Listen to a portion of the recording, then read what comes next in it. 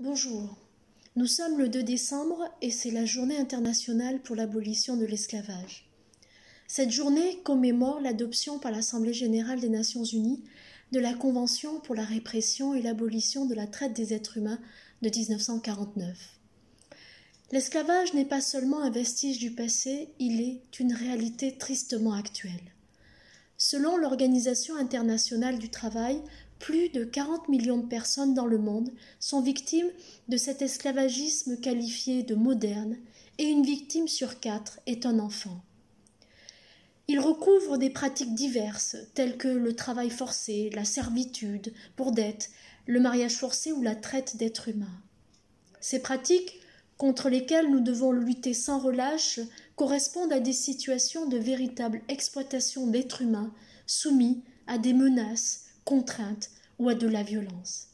L'exemple le plus récent concerne le cas de migrants vendus comme esclaves par des trafiquants lors de leur parcours d'exil. En France, même si l'esclavage a été aboli en 1848, des cas d'esclavagisme moderne font parfois l'actualité.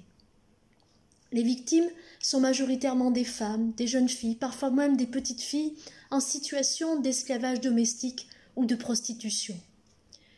Mais il concerne aussi des hommes soumis au travail forcé dans certains secteurs d'activité tels que le bâtiment ou l'agriculture. La loi du 5 août 2013, votée sous le gouvernement Ayrault, constitue une avancée majeure pour lutter contre cet esclavagisme moderne. Elle instaure dans le code pénal une nouvelle incrimination criminelle de réduction en esclavage et crée les délits de servitude et de travail forcé. Mais l'amélioration de l'arsenal juridique doit s'accompagner de véritables moyens.